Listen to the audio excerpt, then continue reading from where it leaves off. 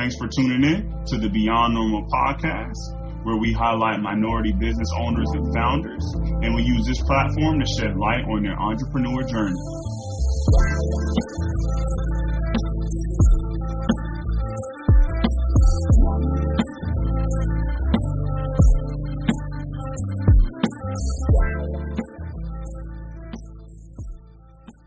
Welcome to another episode of the Beyond Normal podcast, everybody. I'm your host, Kenny Groom.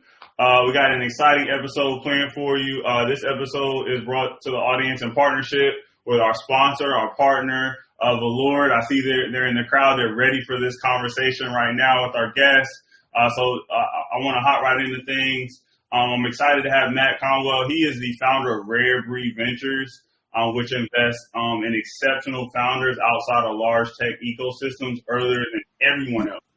RareBreed takes a concentrated portfolio approach by writing checks up to $250,000. You guys heard that right, $250,000. Early stages of incredible, exceptional founders in their business. So I want to pass things over to Matt. And get this show on the road. How's it going, Matt? How's it going, brother? How you doing? How's your day? I'm doing good. Matt is a busy man, so I'm excited that he's able to spend some time with us today. Got a lot of questions for you, Matt. Okay. So you ready? You ready to get it? You gonna take it easy on me though, right? I'm gonna try to. Actually, this topic of VC, Matt, as you know, people have a lot of questions around it when it comes to underrepresented groups of individuals. There's a lot of mystique. There's a lot of black box around the idea of what venture capital is. So I want to hop right into things with you. Okay. Before we get on the VC track, tell the folks a little bit around your background. You've worn that entrepreneur hat, but just give people paint the picture for people prior to you going into starting RareBreed. Yeah, so I'll do the short version, right? So we get to all the questions. But so my background is I'm from Baltimore, it's where I am now. Went to Morgan State, studied computer science. From there, became a government contractor, supporting the DoD with a top secret clearance, doing a bunch of cool technical stuff. Then 2010, started my first startup, ran that for 4.5 years with two of my best friends. Went through two accelerators, one in Baltimore, one in San Francisco, and eventually sold the IP off to a division of a Fortune 100 company. I started another company right after that, raised some angel money. That company failed. Ended up taking a gap year, working at a marketing firm for a year, which was not fun. And then found my way to the investment arm of the state of Maryland, the Maryland Technology Development Corporation. While there, I started what's now known as the Builder Fund, which is the first and only state-backed pre-seed fund for women and minorities in the country. Something I'm really proud of. And then last September, I left there to start my own firm, RareBreed Ventures. So that's the short version. I appreciate that, Matt. I appreciate you keep boiling that down for us so we can get right to some of these hot topics. But just staying on the idea of you right now, you had one successful business, you had one business that failed. I guess why the challenge of VC? Why go the VC route right now? What are you seeing out there where you feel like it's a great opportunity for RareBreed to come in? So I mean, the first off, I wanted to be a VC originally because every entrepreneur believes they can be an investor, right? Like we all have friends like, I'd invest in that company, I could do that. You find out it's a lot harder than that, but that was the mindset. So when I got the job working for the investment arm of the state of Maryland. I just literally applied from an application online, right? I never really thought I'd actually get the job. And so when I got it, I was like, this is awesome. And then when I started doing the job, they were paying me to go talk to other startups, go to events, speak on stages, do all the things I already did for free. And now I'm getting paid to do them. And on top of that, I get to give black people money. I was like, all right, this is dope, man. I'll do this. But the reason why I'm spending the rest of my career working in venture was I can make a whole lot more money being an operator at a firm or at a company, right? Or go and start a company. I can make way more money doing that. But I don't know if I can make as much impact, right? The kind of companies I get to support, the companies we back, the potential they have in the market, the industries they support, the impact I can make in a one-to-many kind of industry where I can find these amazing entrepreneurs and watch them all create these amazing companies that are going to then hire, amazing individuals that may not look like who you typically see, getting jobs at these high tech firms. That matters. And so, for me, that was why I was like, all right, venture's going to be my way to go. Got it. And, I've been following you for some time. Now, Mac, you're heavily involved on social media. You're a great advocate for different founders within the community. You mentioned something there around being in the position you're in right now in terms of that VC route. I've listened to some of the podcasts, some of the speaking engagements that you've been on, and you speak to the idea of access to a network versus having access to capital. Can you speak a little bit on that? Because I think you just touched on that in terms of you're able to sign some of those checks, but your involvement in the community, I think, is what sets you apart. Yeah, so, we see this a lot where founders will be like, yo, Mac, I'm tired of all these VCs passing on me. This other white boy just came out of Stanford doing the same thing, raised $5 million, and I got more traction than him, but all the VCs I'm talking to say they want more traction from me. Like, that seems like a double standard. Kinda. But really what it is whenever you see somebody like that raise capital pre-product, pre-revenue, or very little, and they raise a bunch of it, 9 times out of 10, it has absolutely nothing to do with the business. And it has everything to do with their network. They have access to networks, and they know people that have disposable incomes that are willing to write them checks in spite of the stage of their business. But when you distill it all down, if I had to look at their business and your business, I wouldn't invest in either one of y'all because y'all both too early, right? And so if you do not have the same network, you cannot make those comparisons. It's not an apple-to-apple comparison, right? That was something I had to learn the hard way when I started my first business. I'm like, we're in the same industries. We got customers. We got way better product. How come nobody wants to invest in us? And they're like, well, you don't have enough customers. Well, they don't have enough customers either. Yeah, well, the person who made that investment was their dad's best friend in college. I can't compete with that. Like that's a completely different avenue of fundraising, right? And so if you don't have that, then it just comes down to the business. And if it just comes down to the business, well, you got to have a business that's getting customers and growing fast enough so that a VC can see the opportunity, the $1 billion opportunity that's potentially there. But I think a lot of founders don't get to see that because, like, when you see the TechCrunch article, it's like, this company in New York just raised $2 million, pre-launch in the industry that you're in. You're like, that's that VC trash. But in that article, what they don't talk about is that founder is a 3-time founder, and they sold their last company to TikTok. And even though they're pre-launch, they already signed up the first 6 companies, and 2 of their first 6 companies are like Yelp and Uber Eats. That's a different story. But that's not the story that you're going to get from TechCrunch. That's not the story you're going to read on the blogs and things, right? That's not what you're going to see in the tweet. You're just going to see this company that hasn't launched raise a bunch of money, and now you upset. But in actuality, they raised that bunch of money because of the network or a prior track record. And that's the stuff that we don't talk about. And that's where the apple-to-apple comparison gets thrown off. Got it. I appreciate you, speaking of that a little bit. I come from corporate America, and I can even think just an analogy for me would be when I go on LinkedIn and I see somebody who's their entire LinkedIn page is essentially it just shows like their SVP or their CEO of a company, and then I always ask like, well, how did you get there? And I guess they've got so much that they're like, I'm just not gonna put it. I'm just gonna put like what I'm doing right now. But it's the how, it's the story behind it, that ends up having people, relate to it, and people kind of can see themselves, right? Yeah. But I can't see myself if I'm just looking at, Mark Zuckerberg and where he's at right now. I got to kind of peel the onion back in. And it's glamorized in certain ways. Like I use Mark, for example, like even in the movies, like they make movies about him. And that's not really what I want to see. Like I want to have real conversations with a founder like yourself. So you having that background and then applying it in this space, I think that's huge. Because people just need to, they need to see people that look like them, but then you got to have that real honest conversation. And I can tell just from, the feedback I see on Twitter, just on social media, the conversations that you're having with people, you're having some great, honest dialogue. I tried to, but not everybody wants to hear the honest dialogue, right? Like I have founders get mad at me. I've had founders cuss me out, man. Look, there's a founder I invested in eventually, and he'll tell you the day we met, I told him that he was too early, and I tried to explain to him what being too early meant. Yo, he cussed me out. He cussed out every VC in the industry. Like, he was so mad. But, like, it didn't bother me because I got it. Because, like, I've been there. I know what that feels like. Like, when all the BS gets stripped away and you get to see what it really is, and you're like, yo, that's not what everybody keeps talking about on Twitter. Like, you mean to tell me that everything everybody's telling me is just a bunch of BS? Well, yeah, it is. It's a bunch of BS. Like, the actual of how this works is completely different.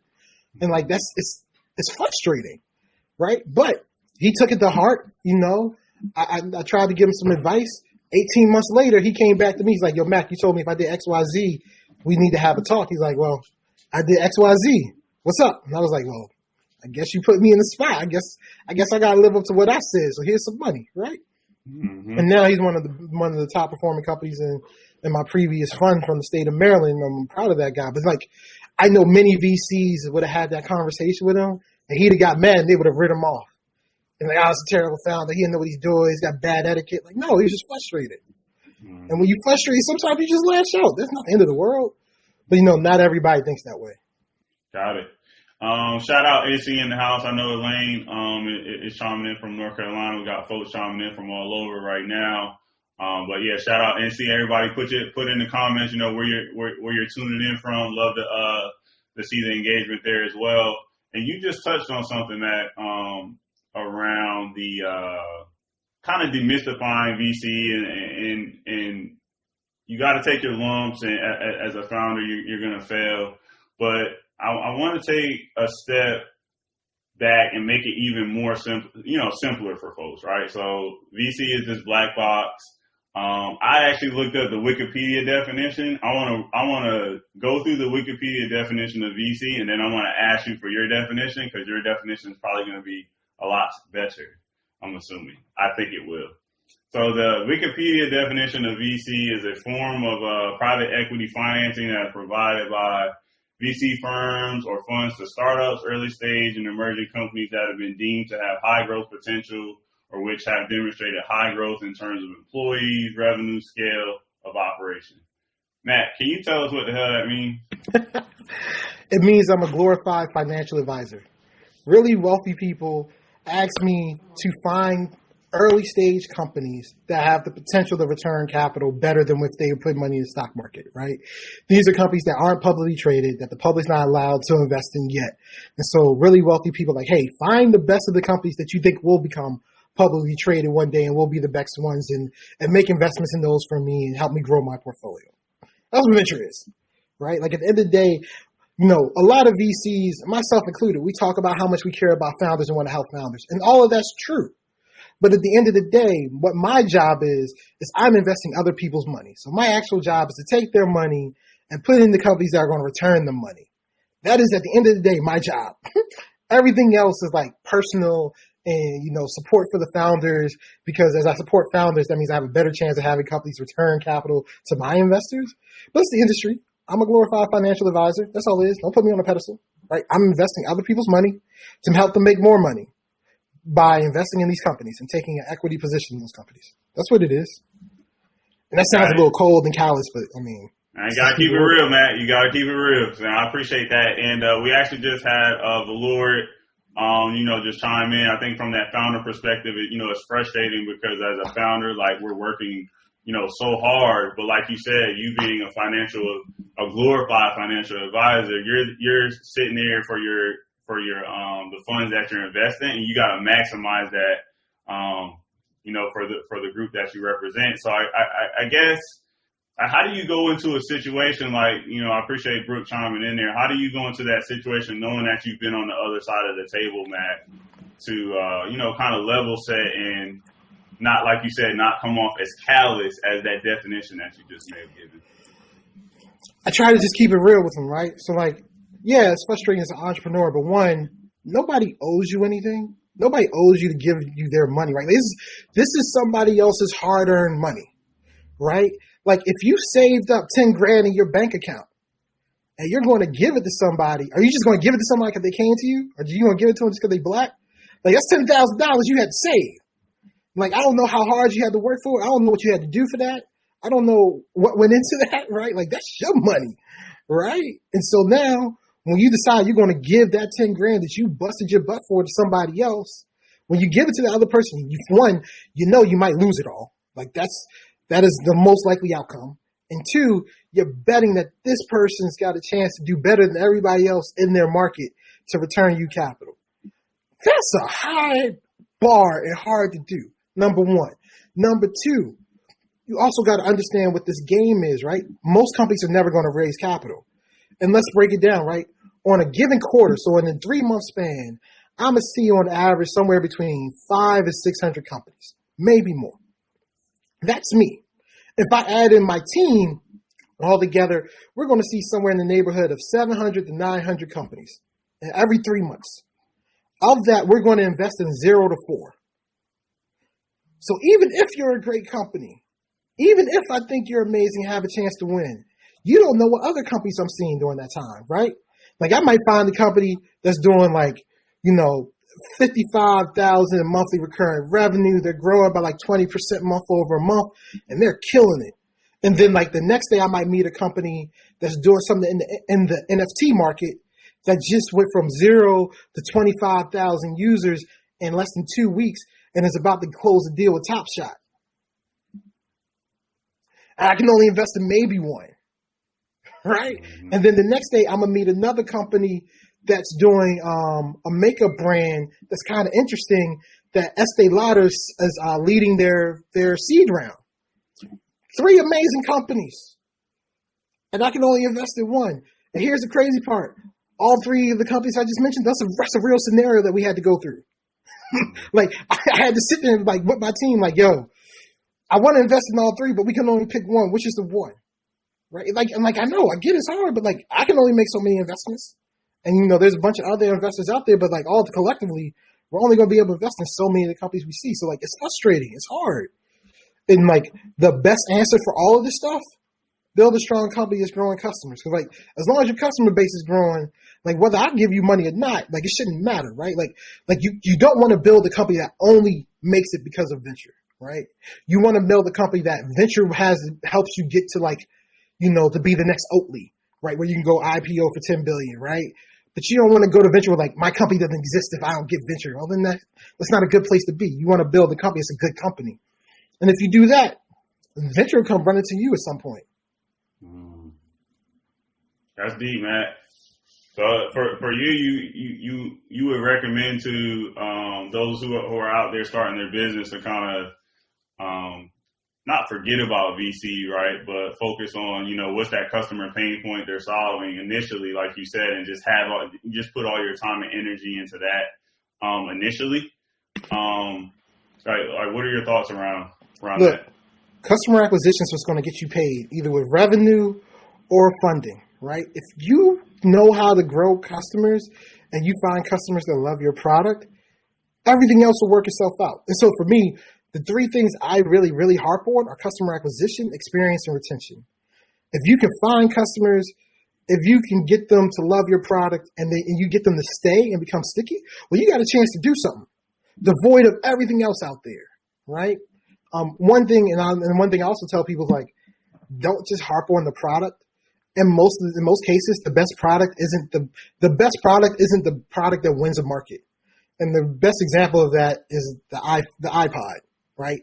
Like Apple was saved by the iPod. The funny thing is the iPod is nothing but a crappy MP3 player. The original iPod is the most returned product to Best Buy Geek Squad. I know I used to work there and people used to come in every day with their broken iPods. But you know what? At Best Buy at the time, there was literally an entire wall full of other MP3 players, and most of them were superior. And every day, people will walk past that entire wall and go get the iPod.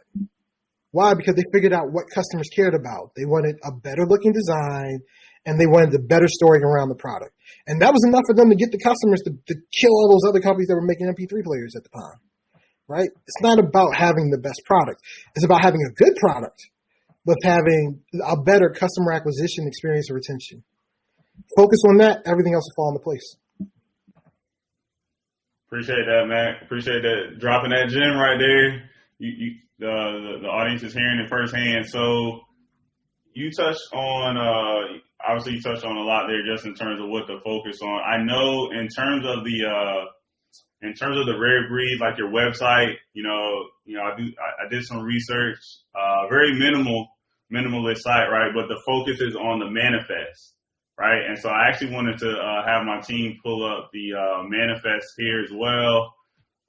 Sorry if that's kind of hurting your eyes, folks. Let me see if I can zoom in a little bit. But I wanted to, Mac, in terms of this manifest, like walk us through, what this means to you, and I guess the founders who are having conversations with you. Are there any areas they should focus initially when they're looking at a manifest like this from RareBreed? Well, if we're going to keep it 100, our website as it constitutes today isn't for entrepreneurs. It's for potential LPs, people who are going to invest in our fund, right? We're still in the process of raising our fund, and so that's why it's so minimalist, is speaking towards those who are interested in putting money in our fund. But the manifest, for me, is really just, it was me sharing the things I had learned in my time as an investor, right? And like pushing back on all these things you hear in the industry, and like the point number one, right? Silicon Valley, New York, and Boston are not the only places you're going to find great companies. But there are plenty of VCs out there that you can find that will still to this day tell you, if you want to invest in a successful company, they either have to be based in Silicon Valley or have connections to Silicon Valley, right? If you want to invest in a consumer product, the best place to be is New York. If you're going to invest in life sciences, you need to be in Boston. Well, that's crazy. I mean, I'm in Baltimore. Johns Hopkins University is right down the street. It's one of the top research schools in the country for life sciences. So why do I need to go to Boston to find life sciences, right? Like, that doesn't even make sense. But yet these are the things that people say that then become part of the lexicon. It becomes part of, the proverbial dog in the ecosystem, and then it becomes truth. And that's what I'm trying to fight against, right? Things like that where people like, well, that's the only way it can work. No, it's not. So my manifest is just a way of me putting those kind of things out there into the universe, I guess. Makes sense, Matt. And I appreciate you breaking it down and focusing on the LPs. I want to get to that right after this follow up here I have for you. And I want to say again, I'm a sales guy. I usually go on my client side. I kind of like to pick their brain and dig under the hood a little bit, right? And just understand how they think. And I think some of the things that you put in here around products, industries that typically VC doesn't look at. I'm seeing a lot of the founders, at least within my network, the founders that we have on the platform, they're really gearing their products towards their specific audience. I think about hair products, Latin products, African American products, and when it comes to clothing. I'm really excited to see, the focus on products. I call it the FUBU model, for us, by us, right? Yeah. And so I think this manifest, that's the reason why I wanted to bring it up, is because I think you're kind of, you're really manifesting some of the things that we're actually currently seeing right now, where it's not about, we go into, some of these bigger chains around America, we have an aisle, right? You know what I mean, right? We have an aisle, we have a shelf, versus just having a whole site, right? A whole, quote unquote Amazon that's just for us, by us. Right. And that's why I brought it up, because I'm really excited to see a manifest like this. It's almost like, some of the contracts and things like that we were seeing around, the political campaign that just finished, it seems like we're getting into another one. But I'm excited to see, for some reason, I'm really excited to see when people put pen to paper like this. I don't know why it's such intriguing to me. And I think founders out there can actually can pull some things from this when they're going into conversations with individuals like yourself. Well, I hope so, right? I know that some of the things I say is contrarian to what other VCs do. I like physical products. A lot of VCs don't. Higher overhead, got to cover inventory. Shipping, problems with shipping can kill a company, but it's not a reason not to give those companies a shot. I'll shout out a company. We haven't made an investment in this company, but it's a company I'm watching. It's something I really like. It's a company called Rebundle.co. they make plant-based biodegradable braiding hair for women of color, right? Like, that's just dope. I don't care what you say, right? And there are going to be some VCs that are going to be like, that sounds like a small market. I don't know. That's okay. If you want to leave money on the table, I don't, right? And so, like, things like that are really exciting, but, not as many VCs play in those kinds of spaces. Then we do pre-seed, but even for pre-seed investments, we like to do larger checks. 250,000 is a little, lower, little higher than what you typically see at pre-seed. But like I say in my manifesto, when I worked for the state, we used to give people 40 and 50K, and that was enough to get them move in and have them do what they need to do, but wasn't enough to help them get to the next round of funding in 12 to 18 months. But all the companies that leveraged our funding to raise more capital, somewhere between 250 and 500, they were able to get to follow-on funding in 12 to 18 months. So I said, if I'm going to be making these type of investments, let me make sure I make investments where I give you enough money, or even if nobody else believes you like I do, you get enough capital to do what you need to do without having to jump through every hoop out there just to scrounge up some scraps here or there, so that you can get to a point where now everybody's going to believe what you're saying, right? 250,000, that might be enough for you to do what you need to do and execute so that you look up and now everybody wants to talk to you. So that's what I'm always looking for. Got it.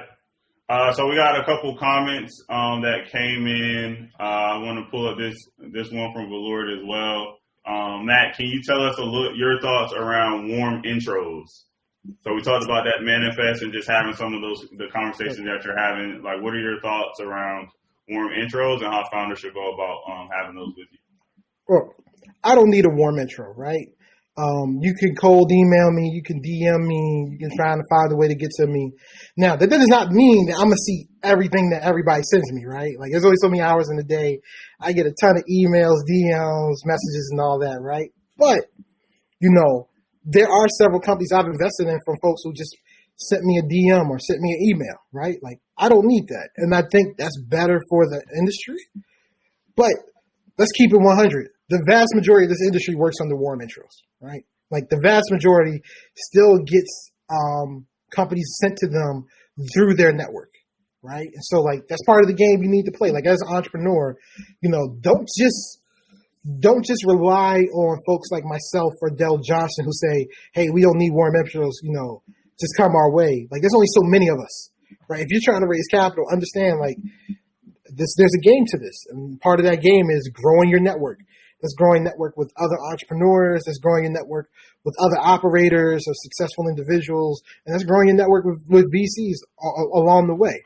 Like, it's not fun. It's not easy, especially if you look like, somebody like myself. Like, when I started, I didn't have a network. I didn't know who any of these folks were, right? And the way I was able to gain that network in Baltimore was I just went to every event I possibly could. And every person I saw, I gave them my business card, and I set up like lunches with like everybody who gave me their business card. That's the way I got my local network. The way I got my more national network was I got accepted into a national accelerator, right? I did the New Me Accelerator in San Francisco back in 2012. I got to meet the who's who of Silicon Valley, right? I got to meet Eric Ries.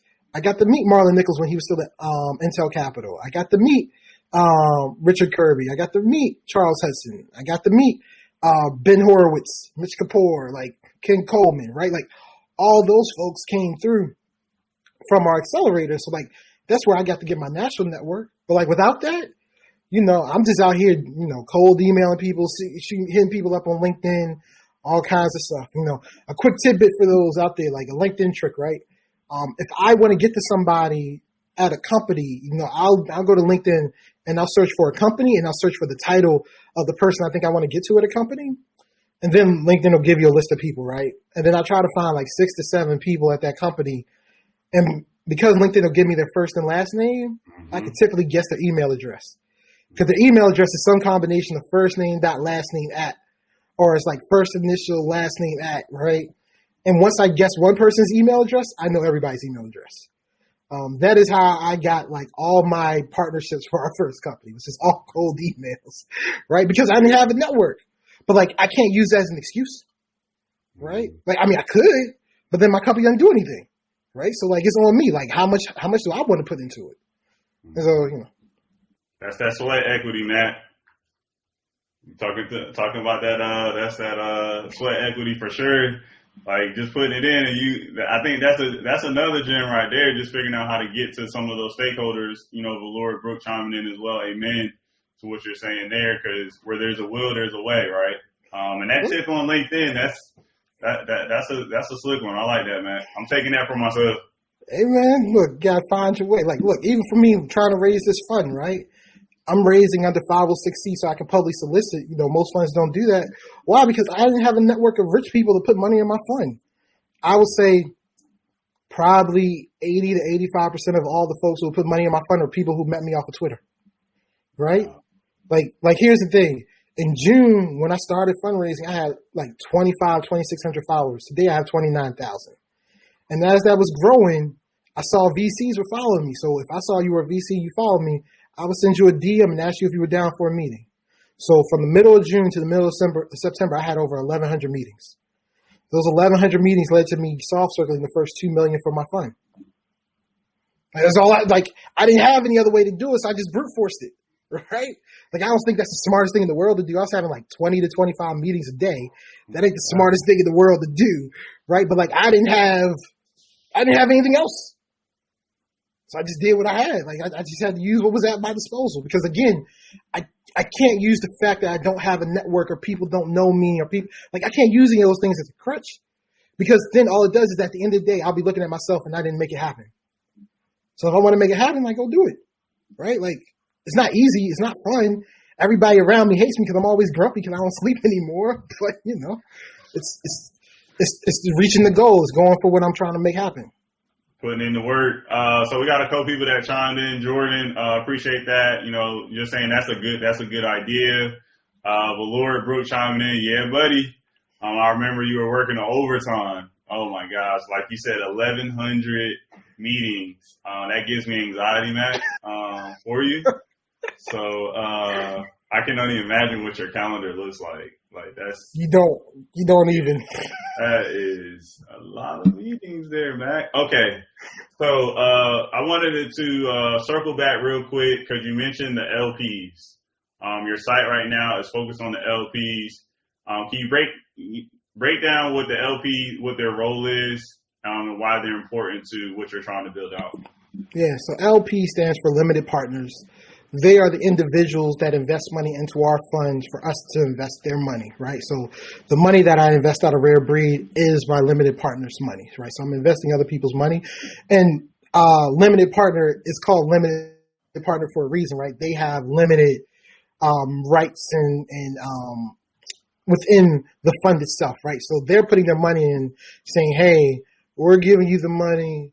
It's up to you to invest it. We don't have a role in the investing, but it's still their money, right? So they do have the right to evaluate me and come back and say, hey, we think you're doing something wrong. We're not giving you any more money, or we want to pull our money out. That exists, right? But generally speaking, they're limited in what they can do once they put the money into the fund because they're essentially saying they trust me to make good bets with their money, right? Or make good investments with their money. Don't want to call them bets. And so that's what limited partners are, and that's why it's important, right? If I'm gonna raise a fund, I'm raising a fund from limited partners. So just the way entrepreneurs pitch to VCs, I gotta go pitch to limited partners. But the difference is, if you're raising money for your startup, typically you're gonna raise for 3, maybe 6 months. I'm gonna be raising this fund for 18 to 24 months. Imagine fundraising for 18 to 24 months. Not the most fun thing in the world to do. But you did touch on, I'm thinking back to your manifest, because I had to go back to it. You did touch on the idea, even for the founders, right? Once they get that $50,000, that initial influx of capital, that's like the beginning, right? You mentioned accelerators, you mentioned pitch competitions, you mentioned it almost becomes like a job in itself, looking for that money, where to find it outside of, let me build, a viable business, a viable product. Absolutely. That's why we try to give those larger checks. I don't want you to have to spend all that time going to these pitch competitions, going to these accelerators. That takes up time. That eats away from the time you need to spend growing the company, right? At the end of the day, growth is the name of this game. If you want to be a VC-backed company, you're going to grow. And don't hit me with we're going to raise 1 or 2 times and we're never going to raise again. Very few companies ever do that. That ain't realistic. If you're going to get into this game, be prepared to be in this game. on average, to get to an exit, you're going to raise $89 million. And that's $89 million over several rounds of funding, right? Like, just understand, like, that's a whole nother thing. And yeah, 18 to 24 months of fundraising is normal for a black woman at the early stages, but there's some other things involved in those numbers too. So like, but to Valor's point, like, I get what she's saying. Like, yeah, it's a lot. Like I say, when we raised our first capital, we would say we were raising for 2 years, but in actuality, we were only really raising for like 4 months, because those first couple months, or those first like year and a half when we were raising, we weren't ready to be raising. We were out there trying to raise, but we weren't ready for it. That's why we were getting all the no's. It wasn't because people were saying no just to be saying no. It was because we weren't ready for raising capital and we didn't know it. So we're pitching to people not even knowing why we're getting these no's, or why people are saying turn us down. Because a lot of VCs aren't going to tell you. That's one thing. I'll tell you, right? And like, yeah, there are entrepreneurs who like get mad at me for it, but like, you don't want to go and keep pitching a bunch of VCs and not understand why they're all saying no, right? Like, I actually talked to a guy. I'll never forget this. I had a call with this guy showing me his company. I'm like, yeah, you're too early. He's like, yeah, I keep hearing that. And then I explained to him like why he was too early and what it meant. And he's like, yo, Mac, I've had over 50 conversations. You're the first person to break down to me why I'm too early. He's like, yeah, it makes sense. He's like, now I know what I need to go do. He's like, I literally just thought everybody was racist.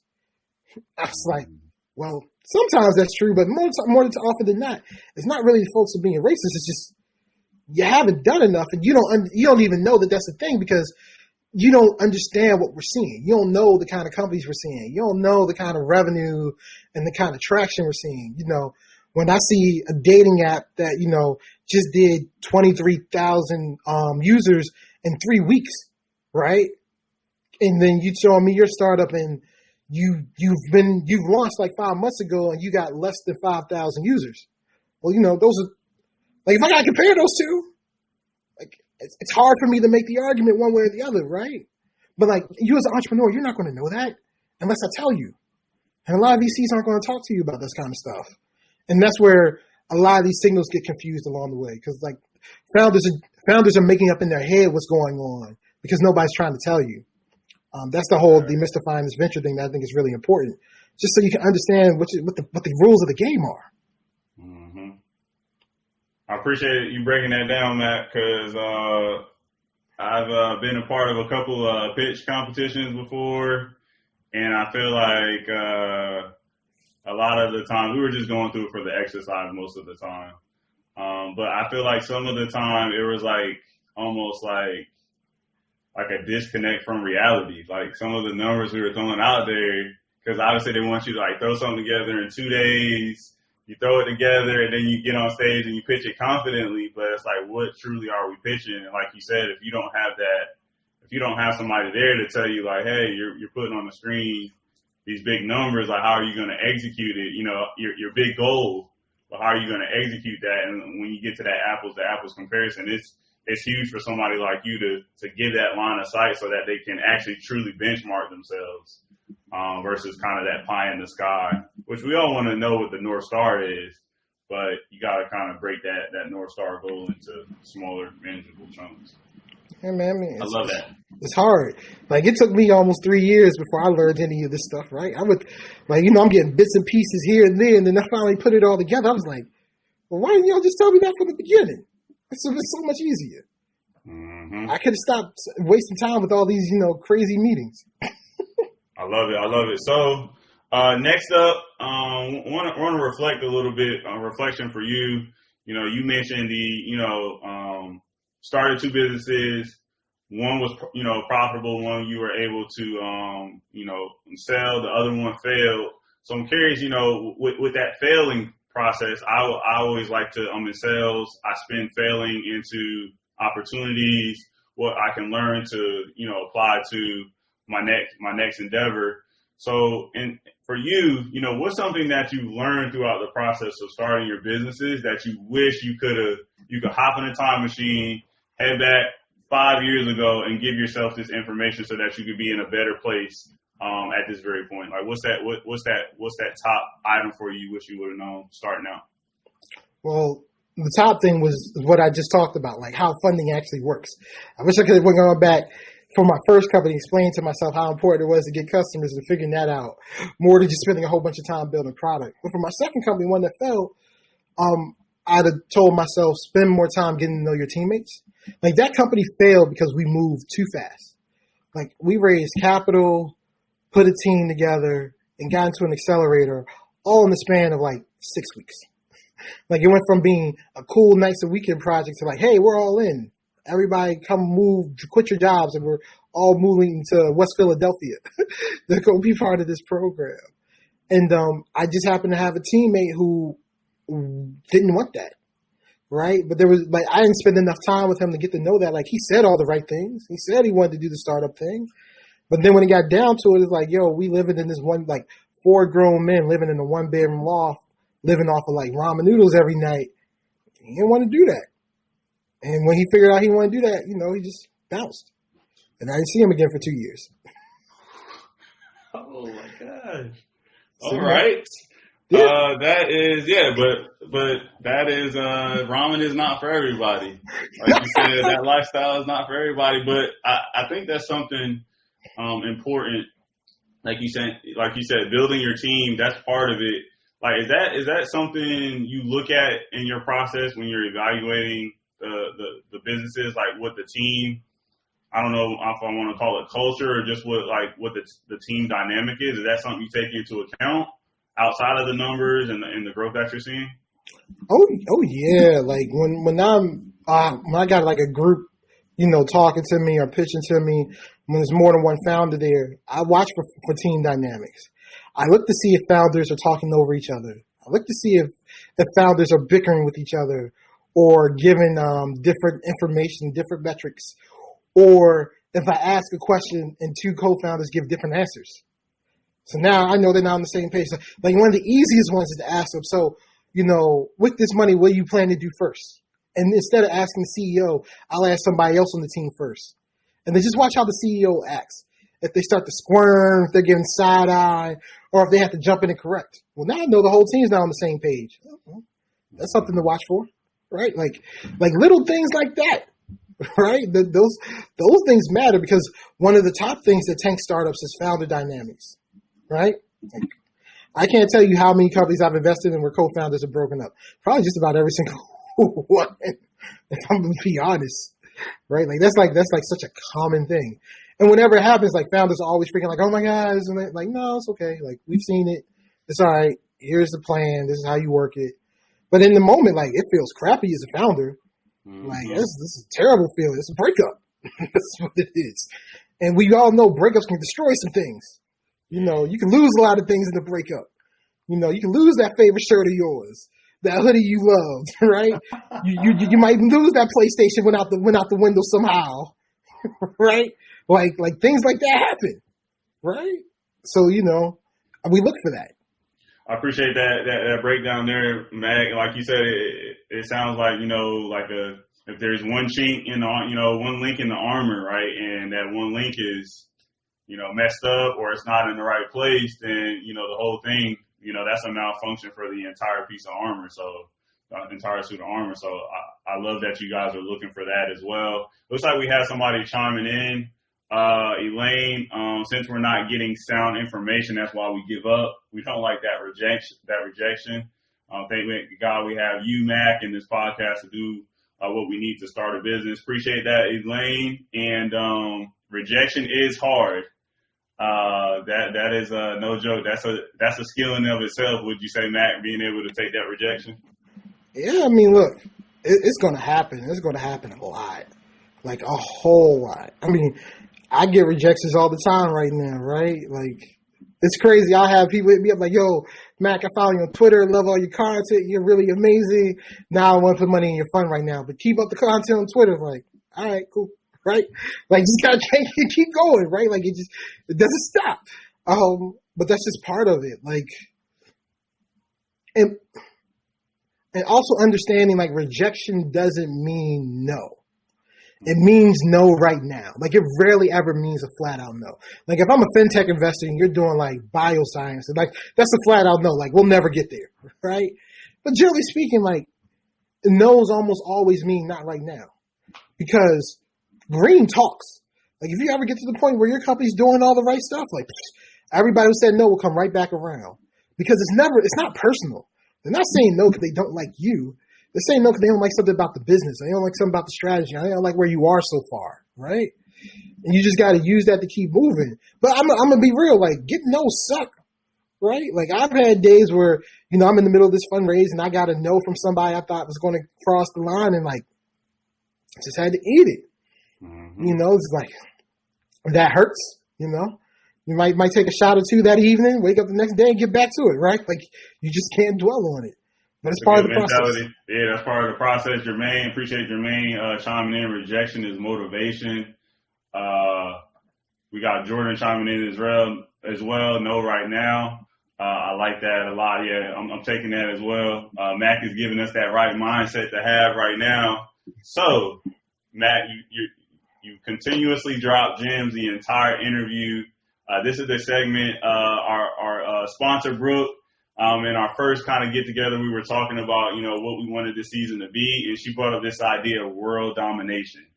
What does world domination look like you and RareBreed in 2021?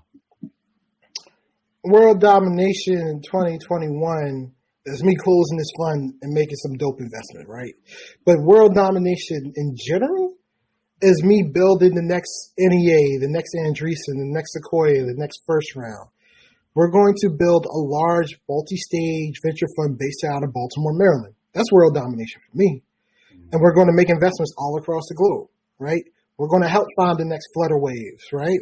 We're going to help find the next big thing in Asia, in India, in the UK, in Canada, and Latin America. Like, we're going to find the best companies everywhere.